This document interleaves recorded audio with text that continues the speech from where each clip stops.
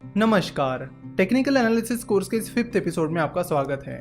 Last episode में हमने कुछ अलग अलग पैटर्न्स के बारे में बात की थी और इस 5th एपिसोड के साथ हम अब अलग अलग पैटर्न्स को डिटेल में समझेंगे। तो हम शुरुआत करेंगे रिवर्सल पैटर्न से। रिवर्सल पैटर्न्स को आप रिवर्सल सिग्नल या फिर रिवर्सल इंडिकेटर्स भी कह सकते हो। तो रिवर्सल पैटर्न से हमें ये समझ में आता है कि जो ट्रेंड चल रहा है वो चेंज होने वाला है, यानी अगर बुलिश ट्रेंड चल रहा है तो बुलिश ट्रेंड चेंज होने वाला है, और अगर बियरिश ट्रेंड चल रहा है तो बियरिश ट्रेंड चेंज होने वाला है। तो रिवर्सल पैटर्न्स आपको बताते हैं कि ट्रेंड में चेंज होने वाला है। तो टेक्निकल एनालिसिस में रिवर्सल पैटर्न्स की तरह ही अलग अलग पैटर्न्स हैं जो आपको इंडिकेट करते हैं कि आगे क्या हो सकता है, और उनकी मदद से फिर आप ट्रेडिंग कर सकते हो। तो रिवर्सल पैटर्न्स में आज हम अम्ब्रेला लाइंस के बारे में बात करेंगे। अम्ब्रेला लाइंस कुछ इस तरह दिखती है, बिल्कुल अम्ब्रेला की तरह। अम्ब्रेला लाइंस की बॉडी छोटी होती है और उनकी लोअर शैडो काफी लंबी होती है, उन्हें अपर शैडो नहीं होती। एक और बात जो आपको ऑब्जर्व करनी चाहिए वो ये कि अम्ब्रेला लाइन की जो लोअर शैडो है वो उसकी बॉडी के 2 से 3 गुना ज्यादा होती है। अम्ब्रेला लाइंस में 2 तरह के पैटर्न्स होते हैं, हैमर और हैंगिंग मैन।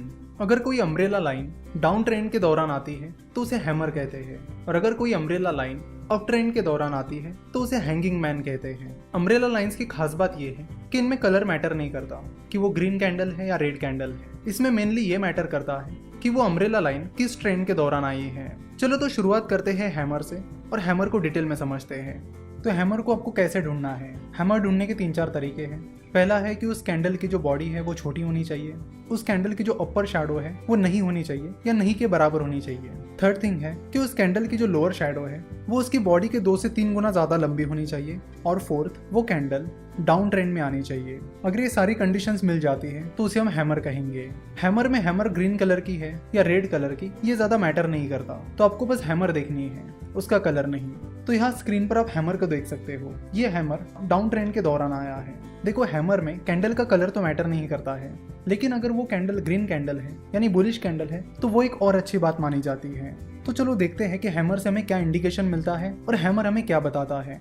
अगर आप हैमर को डिटेल में ऑब्जर्व करोगे तो आपको पता चलेगा कि मार्केट ओपन होने के बाद बादल निचले स्तरों पर चला गया और उसका लो उसकी ओपनिंग प्राइस से काफी नीचे रहा है, लेकिन बाद में उसकी शेयर प्राइस बढ़ने लगी, और वो शेयर प्राइस बढ़ते बढ़ते दिन के आखिर तक वो शेयर प्राइस उसके हाई के पास जाकर क्लोज हुई। यानी इवन दो शेयर की प्राइस काफी निचले स्तरों पर चली गई थी, उसके बाद शेयर की प्राइस फिर से ऊपर आई और दिन के हाई के पास जाकर क्लोज हुई।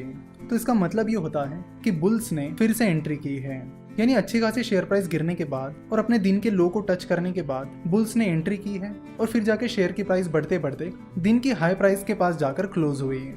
जैसे कि आप देख रहे हो कि इस हैमर से पहले मार्केट लगातार गिर रहा था और फिर अचानक से हैमर के दिन बुल्स ने मार्केट में एंट्री की है, और इस बियर मार्केट में बुल के आने से ये माना जाता है कि मार्केट में चेंज हो सकता है। इसलिए हैमर को रिवर्सल पैटर्न कहा जाता है, क्योंकि हैमर आने के बाद शेयर की प्राइस के पैटर्न में चेंज आ सकता है, और यहाँ पर ट्रेडर्स बाइंग अपॉर्चुनिटीज ढूंढ सकते हैं। ट्रेडर्स यहाँ से एक्सपेक्ट कर सकते हैं कि हैमर के बाद बुल फिर से मार्केट में एंट्री कर सकते हैं, जिसके बाद शेयर प्राइस बढ़ सकती है। देखो, आपको हैमर के पैटर्न की तरह अलग अलग कैंडल्स दिख सकती है, जैसे कि आप यहाँ पर देख सकते हो, लेकिन ये हैमर नहीं हो सकती, क्योंकि इसमें हैमर की जो लोअर शैडो है वो उसकी बॉडी से 2 से 3 गुना बड़ी नहीं है। तो ये कंडीशन आप हमेशा याद रखिए कि हैमर की लोअर शैडो उसकी बॉडी से 2 से 3 गुना ज़्यादा बड़ी होती है। तो हैमर हमें क्या इंडिकेट करता है? हैमर हमें इंडिकेट करता है कि आप उस शेयर को खरीद सकते हो, आप मार्केट में पोजीशन ले सकते हो। जिस दिन आपको हैमर बनता हुआ दिख रहा है आप उस दिन भी मार्केट में एंट्री ले सकते हो और उस शेयर को खरीद सकते हो, लेकिन ये चीज़ रिस्की हो सकती है। साथ ही दूसरी चीज़ आप ये कर सकते हो कि जिस दिन हैमर फॉर्म हुआ है उसके अगले दिन आप उस शेयर को खरीद सकते हो। चाहे आप जिस दिन हैमर फॉर्म हुआ है उस दिन उस शेयर को खरीद रहे हो या फिर नेक्स्ट डे उस शेयर को खरीद रहे हो, तो दोनों भी वक्त आपको एक चीज़ का ध्यान रखना होगा कि आपको स्टॉप लॉस जरूर लगाना होगा, और वो स्टॉप लॉस आपका हैमर जिस दिन बना है उस दिन की जो लो प्राइस है वो रखना होगा। तो अगर आपको स्टॉप लॉस क्या होता है ये पता नहीं है तो आपको बता दूं कि स्टॉप लॉस आपके लॉस को लिमिट करने में हेल्प करता है। जैसे कि मान लीजिए आपने 100 रुपीज़ में कोई शेयर खरीद लिया है और आपने 98 रुपीज़ का स्टॉप लॉस लगा दिया है, तो जैसे ही शेयर प्राइस गिरने लगेगी और 98 रुपीज़ तक पहुंच जाएगी आपके शेयर्स ऑटोमेटिकली सेल हो जाएंगे। तो आगे चलकर अगर वो शेयर 98 रुपीज़ से भी नीचे चला जाता है तो भी आपको उससे फर्क नहीं पड़ेगा, क्योंकि आपके शेयर्स बिक चुके हैं और आपको 2 रुपए पर शेयर का लॉस हुआ है। तो स्टॉप लॉस आपको लॉसेस को लिमिट करने में हेल्प करता है, और ट्रेडिंग करते वक्त स्टॉप लॉस कंपलसरी होता है, आपको स्टॉप लॉस यूज करना ही करना है। मान लेते कि जिस दिन ये हैमर फॉर्म हुआ उस दिन की लो प्राइस 500 रुपीज थी, तो इसका मतलब है कि अब हैमर जिस दिन फॉर्म हुआ उस दिन उस शेयर को बाय कर रहे हो, या फिर उसके अगले दिन उस शेयर को बाय कर रहे हो, तो भी आपको जो स्टॉप लॉस है वो 500 रुपीज रखना होगा, जो कि हैमर जिस दिन फॉर्म हुआ उस दिन की लो प्राइस थी। तो ये हो गई हैमर की बात। हैमर ट्रेंड के बाद अब बुल ट्रेंड एक्सपेक्ट कर सकते हो और उस शेयर को खरीद सकते हो। देखो, कैंडलस्टिक के जो अलग अलग इंडिकेटर्स हैं वो हमें अलग अलग चीजें इंडिकेट करते हैं। तो जैसे आप धीरे धीरे सारे पैटर्न सीख जाओगे और मार्केट में ट्रेड करोगे, तो आपको अपना भी कुछ एक्सपीरियंस आएगा, जिसको यूज करके आप कैंडल्स को अपने हिसाब से भी यूज कर सकते हो। जैसे कि अगर आपका एक्सपीरियंस आपको बोलता है कि जिस दिन हैमर फॉर्म हुआ है उस दिन खरीदना ज़्यादा रिस्की होता है, और जिस दिन हैमर फॉर्म हुआ है उसके अगले दिन खरीदना बहुत अच्छा साबित हुआ है, तो वो स्ट्रेटेजी आप फॉलो कर सकते हो। तो ये सारी चीज़ें धीरे धीरे एक्सपीरियंस के बाद आपको पता चलेगी। अब हैंगिंग मैन की बात करते हैं। हैंगिंग मैन अब ट्रेंड के दौरान आता है। दिखने में हैंगिंग मैन हैमर की तरह ही होता है, और हैंगिंग मैन में भी उस कैंडल का कलर कौन सा है ये मैटर नहीं करता। अगर आप सोच रहे हो कि हैंगिंग मैन और हैमर में कैंडल का कलर मैटर क्यों नहीं करता है, तो उसका जवाब है कि हैंगिंग मैन और हैमर, इनकी जो बॉडी होती है वो बहुत छोटी होती है।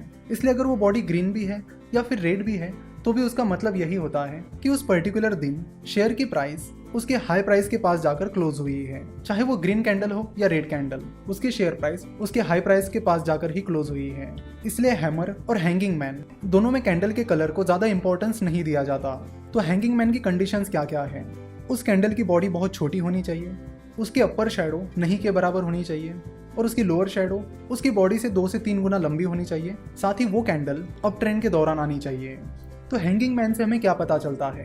हैंगिंग मैन से हमें पता चलता है कि मार्केट में ट्रेंड चेंज होने वाला है और बियर्स मार्केट में एंट्री कर सकते हैं, जिसके बाद शेयर की प्राइस गिर सकती है।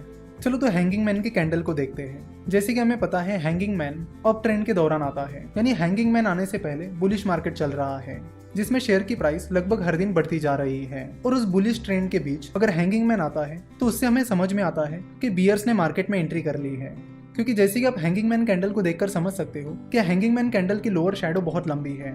इसका मतलब है कि उस दिन बियर्स ने मार्केट में एंट्री कर ली थी, शेयर प्राइस काफी गिरी थी, लेकिन बियर्स मार्केट में वो मोमेंटम बनाए नहीं रख पाए और दिन के आखिर तक शेयर प्राइस उसके हाई प्राइस के पास जाकर क्लोज हुई। तो यहाँ पर पॉइंट आउट करने वाली चीज ये है कि उस अप ट्रेंड के बीच ये हैंगिंग मैन आ गया जिस दिन शेयर की प्राइस काफी ज्यादा गिर गई थी, यानी बियर्स ने उस दिन एंट्री कर ली थी। तो हैंगिंग मैन के बाद उस स्टॉक में सेलिंग अपॉर्चुनिटीज मिलती है, यानी हैंगिंग मैन पैटर्न के बाद आप उस स्टॉक में शॉर्ट सेलिंग कर सकते हो। अब ये शॉर्ट सेलिंग क्या होती है और कैसे काम करती है? सो जब आपको लगता है कि कोई स्टॉक गिर सकता है, तब आप उसमें शॉर्ट सेलिंग करके प्रॉफिट कमा सकते हो। शॉर्ट सेलिंग में जब शेयर की प्राइस गिरती है तब आपको प्रॉफिट होता है।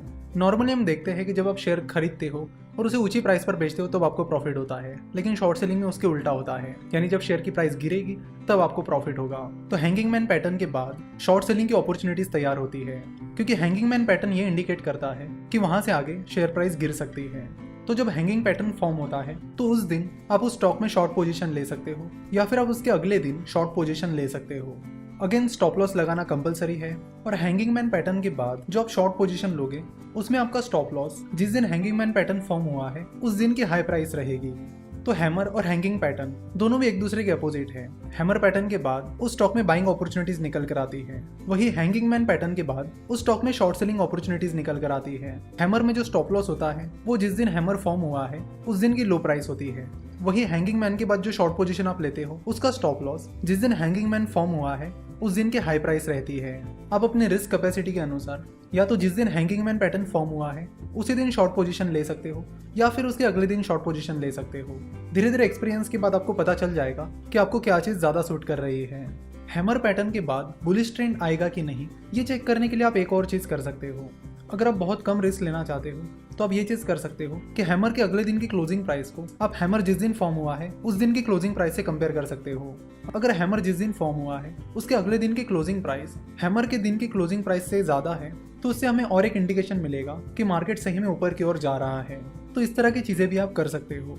सिमिलरली आप हैंगिंग मैन पैटर्न के दिन और हैंगिंग मैन पैटर्न के अगले दिन की क्लोजिंग प्राइस को कंपेयर कर सकते हो। अगर हैंगिंग मैन जिस दिन फॉर्म हुआ है उसके अगले दिन की क्लोजिंग प्राइस जिस दिन हैंगिंग मैन फॉर्म हुआ है उस दिन की क्लोजिंग प्राइस से कम है, तो उससे आप पता कर सकते हो कि बेयरिश ट्रेंड सही में शुरू हो रहा है। तो इस तरह के कंफर्मेशन कॉल्स भी आप ले सकते हो। आशा करता हूँ कि आपको हैमर और हैंगिंग मैन ये दोनों भी पैटर्न अच्छे से समझ में आए होंगे। तो अब आपको पता चल गया होगा कि हैमर और हैंगिंग मैन पैटर्न को कैसे इस्तेमाल किया जाता है, वो क्या इंडिकेट करते हैं, और उन पैटर्न्स के बाद हमें कौन सी पोजीशन मार्केट में लेनी चाहिए।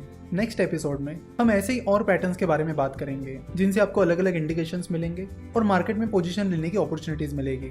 आशा करता हूँ कि आपको आज का ये एपिसोड पसंद आया होगा। हमसे जुड़े रहने के लिए आप हमें फेसबुक, ट्विटर और इंस्टाग्राम पर फॉलो कर सकते हो। हमसे जुड़े रहने के लिए आपका बहुत बहुत धन्यवाद।